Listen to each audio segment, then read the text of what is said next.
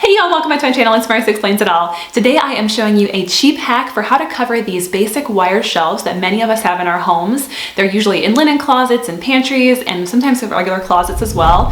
I like the functionality of these, but I really wanted to see if there was a way to cover these and make them look a little bit more decorative and high-end. And I've seen a lot of people who will replace these shelves with wood shelves, like floating shelves, but I don't have any woodworking skills and I don't have time to do that with a toddler running around and just be like making shelves. So I decided to opt for a cheaper hack, and this is a Dollar Tree hack.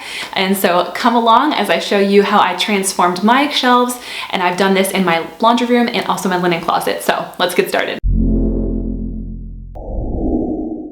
You'll need foam core boards, ruler, a pen, an X-Acto knife, tape, scissors, and contact paper.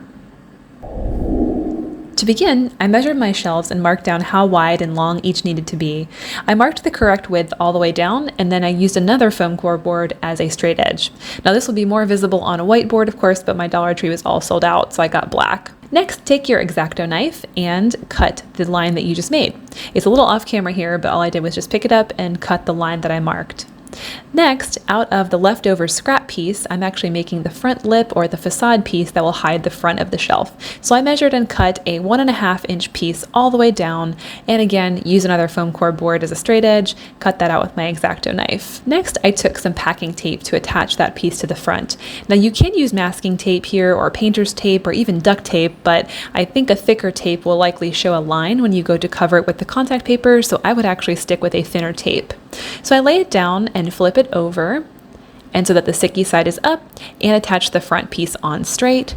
Try to get a 90-degree angle here, and I add another piece of tape to the back to actually make it a little bit more stable, because if you just add the piece to the front, it's very wobbly, and as you can see, it just needs a little more stability. I have longer shelves, so for longer shelves, you're going to need to seam together two pieces or two foam core boards like I've done here. So I just cut them to the right length and tape them together, including that front lip piece as well. I try to have the tape and the seams line up as best I can, and it's definitely harder doing a longer piece, but it's doable. For this shelf, the end on one side will actually show, so I want to cover it with an end cap piece. So I just cut a piece to size and make sure I tape it in place. And next, it's time to cover with the contact paper. I'm using duct tape brand marble contact paper from Walmart, but I'll link my favorite wood grain contact paper in the description box below if you want that finish. I get it from Amazon in a couple different finishes and colors, and it's really great stuff.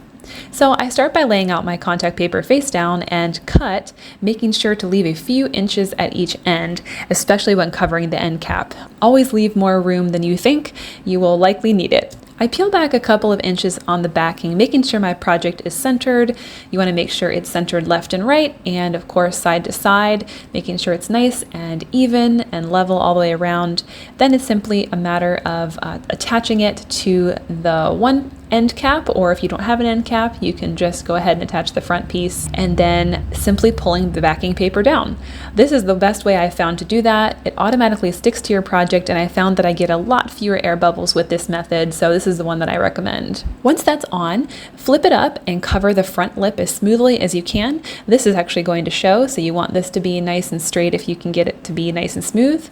For the edges, I cut a notch actually straight down, so I'll just kind of stick the one corner to each other and then make a nice straight cut all the way down and fold it around, and it looks pretty good. The texture helps hide some of this. To cover the non-end cap side, I usually cut a V-shaped notch, first cutting straight in and folding that piece back around the lip, and then I cut another piece just to help get rid of some of the excess, and then I fold it and stick it down to the side, and then I wrap the contact paper around the back. And this is what it looks like. This one has a few air bubbles in it because it's so large, but just take a straight edge and push them out. I'm using my tape here to do this, but you can use a credit card or anything flat to help that. And this is what it looks like ready to be inserted in my laundry room. And as you can see, I'm actually covering a regular shelf with this one, so it doesn't just have to be used to cover wire shelves. For my linen closet, I did cover these wire shelves, and I used my favorite wood grain contact paper. It's got great texture to it, and it looks so realistic. And I've used it in ash wood finish and dark wood finish. And this project is smaller, so it's a lot easier to cover with fewer air bubbles.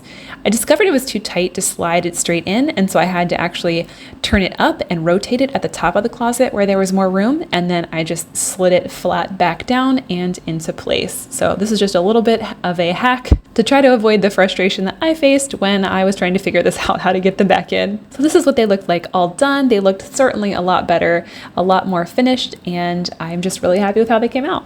So that's everything. Hopefully that was useful to you guys. It looks great, and you can do it at any finish. Of course, you can see I did marble and wood, and you could really do any finish that you'd like. So let me know if you have questions in the comments below, and I'd love to answer anything. Also, feel free to subscribe to the channel, and I'll see you next time for the next DIY. Bye guys.